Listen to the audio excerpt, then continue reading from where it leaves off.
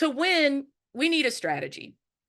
Tonight, we're going to start to dig into a political strategy that we've been lovingly calling block and build. You may have heard of block and build from Buddhist Peace Fellowship back in the early 2020s. You may have heard about it from reading Max Elbaum and the homies that have been working with Convergence. You might have heard about it through WFP or any number of other of our sister organizations. So this is a political strategy. It's about blocking our opponents and all the ways that they try to stop our progress while building our own power and alternatives. And here's a spoiler alert. We need to play the long game. This strategy is not about one election cycle. It's not about one candidate, no matter how much we might love or hate any of them. But this political strategy does give us practical insights about what we need to do right now in this election cycle. So let's dig in. We're going to start with the idea of block.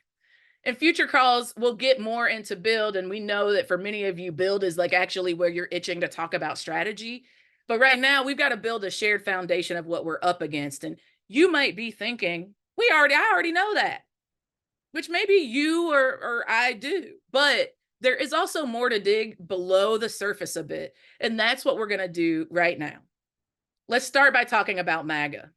Now, listen, I don't want any of y'all stuck up, not being able to sleep tonight, but we've got to talk about our opposition. This that we're seeing is the latest manifestation of a 60-year backlash against the gains of our movements, right? Workers' rights movements, Black liberation, racial justice, civil rights movements, for women and LGBTQ communities, for the environment, for redistributive justice, and so much more.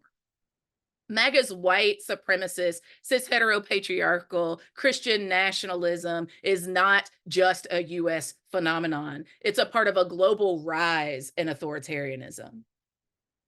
And there's a lot that's distilled into MAGA, right? It has its roots in so many other right-wing forces. This didn't just happen overnight, right? If we were looking at the distillation, we can look at MAGA and see its connection to Nixon's Southern strategy, to Reagan's neoliberal attacks on regulations and public spending, to Gingrich's rule or ruin and contract with America, the bipartisan war on drugs and mass incarceration crisis, also known as the new Jim Crow, the never-ending racialized war on terror and xenophobic interventions, right? Fallout from the 2008 financial crisis, birtherism, and certainly, and I see all my Southern family in the chat, the Tea Party movement, right? All of these things, all of these elements tap into deep patterns of backlash against progressive and leftist gains, especially for people of color, for women, and for the LGBTQ plus community. The growing backlash also coincided with the rises and failures of neoliberalism. Can I get an amen that neoliberalism has failed? It is not working for our people. As the failures of neoliberal rule became even more evident, the establishment is discredited, and many people who feel abandoned by our movements are turning to the right. So it's important here to hold two ideas in our heads at the same time. First, this stuff is rooted in our history, all of us. And there's always been a backlash against the gains that we've made in our social movements and our movements for economic and environmental justice. And second, the threat of MAGA is considerably more dangerous than what we've seen before in most of our lifetimes, certainly in mine. There is a fundamental breakdown in the existing order, and the MAGA movement feels like they are in an existential fight for their way of life, which is bringing out their most extreme tendencies. This is what it looks like. MAGA politicians are already boasting about plans for authoritarian rule. Y'all seen Project 2025? They're not even lying about it. They're not keeping it covert. MAGA already controls 23 state legislatures and the House of Representatives. They control the Supreme Court. MAGA contains an openly white supremacist current that uses political violence to achieve its ends. If MAGA gains full power, they already have plans drawn up to bring every federal agency directly under the presidential's control. You might know what that sounds like. It sounds like a dictatorship, right? They're going to turn the Justice Department into his political police. They're going to make the Environmental Protection Agency a tool of the fossil fuel industry. They're going to recast the National Labor Relations Board as a union busting weapon if it survives at all. They're going to codify a national abortion ban. They're going to increase attacks on LGBTQ plus people. They're going to further shred the social safety net and define benefits as only for deserving citizens. They're going to impose Southern style, Florida style book banning, and they're going to suppress the true histories of struggles against white supremacy and structural racism that many of us have spent our life trying to build. In case you think I'm exaggerating, here's your homework assignment for later. I want you to go to MediaMatters.org and I want you to see their guide on Project 2025. You'll be terrified at what the MAGA forces are planning.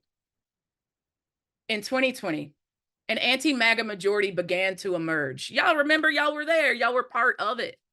The front against MAGA is made up by lots of folks, but for the sake of this intervention, we're going to talk about them in 3 categories.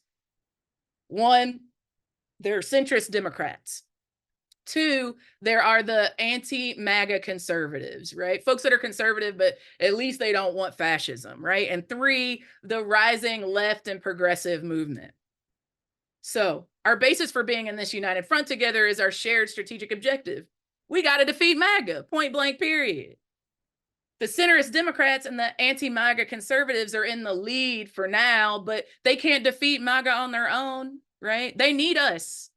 And we've needed them to beat back this attack before too. Certainly in 2020, that was a material truth, right? So while we're working inside to build our power and to build this united front, so our power within the united front and to build the united front itself, again, we've got to work to eventually lead it. We have to. It is our responsibility and obligation. We'll talk more about what that looks like on future calls, but in short, our movement must keep growing in our sophistication to know when to struggle with centrist and conservative forces in the broad united front. That might look like running primaries against corporate Democrats. We need to know when to unite with this front to do things like codify Roe v. Wade, or get something even more radical than that, or to defeat a MAGA candidate, right? There's all sorts of reasons why we need to be sophisticated in this moment. So, want to check, does that sound right so far? Does it feel clear to you? Because here's the thing, as we all know, it's certainly not as simple as I just made it sound, y'all. It's hard work. Sometimes it's uncomfortable work. One of the reasons for that is that elections can really suck. In our 2-party system, they can force some really bad either or choices, binaries onto us that we have spent, again, our life's work trying to dismantle. This leads us to the idea of the November contradiction. Calling it the November contradiction is just another way of saying that in the 2-party system that we are forced to work within, we're faced with similar dynamics every single election year. I know y'all know it because many of y'all complained to me about it, about how the cyclical nature of this contradiction. And in the primaries, a lot of people get their hopes up that we're going to see some change. And then the general election comes around, we feel like we have to settle for the lesser of 2 evils or worse, right? We're not saying this because we agree with it, right? We think it's not necessarily the most ideal state of affairs, right? No one would argue that this is our utopian vision for what we deserve. But rather to the point, it's structural. It's working exactly as it was designed to, in ways that disenfranchise and rule out our people's participation. It's a dynamic built into the system. It's particularly bad this year. We're feeling real pain about the genocide in Gaza, over immigration, over the state of the Democratic Party's response to our issues in general and in totality. And a lot of people are going to feel a sense of whiplash when we have to pivot from doing the work of defending the squad or rejecting AIPAC to the work of grinding it out as a part of a united front strategy for the general elections. Trust me, I know. But we can't resort to the rhetoric of the Democratic Party to help people make sense of this feeling of whiplash either. We can't go down the path of simplifying folks' necessary participation because it's the most important election of our lives. How many people have heard it already this cycle, right? That you have to participate because it's the most important election of our lives, right? I've heard it. I know you have. What we do need to do is name the totality of the problem. Finish the sentence. and in the effect it has on our communities and movements. We've got to be honest about it. We've got to name our plan and our commitment to do the work to build power beyond the intervention of elections. Can I get an amen, somebody?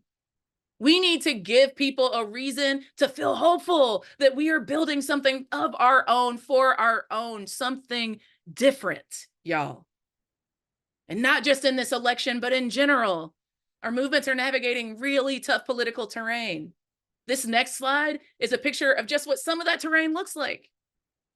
This is a picture of the current political crisis in America. Depending on where you live in the United States, some parts of the crisis are going to look more prominent than others. If you live in a blue state, you're probably dealing with number two a little bit more, that much of the Democratic Party is controlled by corporate forces and caters to affluent voters. If you, like me, live in a red state, the number one is going to be much more real. You're seeing the authoritarian takeover of the Republican Party up close and in real time, right? In fact, you're probably a couple of generations in to living out the consequences of the takeover of the far right, right? But none of these are disconnected phenomena. In fact, they all represent a four-headed dragon of sorts. So let's come back to where we started from. We need a strategy. We kind of desperately do. And at the Working Families Party, we're building a political party, so it may surprise you to hear that we don't think elections are all that in a bag of chips. You're not going to hear from WFP that elections are the end-all be-all. What you will hear is that we are competing on electoral terrain and in a political system that has been shaped by centuries of inequality and exclusion. Think you agree there. And here's the thing. Elections are a tactic. Building our own party is a tool we're using to exploit this tactic even more effectively. Elections and party building can, and in fact should, exist in an ecosystem of other tactics. When my elders and ancestors said by any means necessary, they meant by all the means up to and including elections and party building. For my rads on the call, you all might be remembering the Black Panther Party, right? So elections open a door, but they're not the destination. And at WFP, the destination we are pursuing is the power to actually govern, not sit on the sidelines or even be given a seat at somebody else's table. We want to run the table. We trying to govern. Think you, like me, are trying to be in power with our people, right? We're setting and executing agendas. That's all we're going to have time to go into tonight. I know it's a tease, but I just want to preview some of the political education that we're going to do on some of the future calls. We know that folks are really stuck in thinking about converging crises and the contradictions that these converging crises are making real for our people on the ground, what this means for the political moment that we find ourselves in. So we're going to talk about that on future calls. And we want to talk about how Trump and MAGA are exploiting this political moment to build their own movement, right? They're opportunistic. And of course, in future calls, we're going to get into exactly what is it we are building. As we discussed earlier, blocking and building needs to happen at the same time. It's not something that we can do one and then we'll switch to the other. It's not like one day we'll spend all our time building or blocking, and then one day we'll just be done with that and we can say to ourselves, well, I guess it's time to start building, right? Y'all, we have to be able to move and chew that gum at the same time.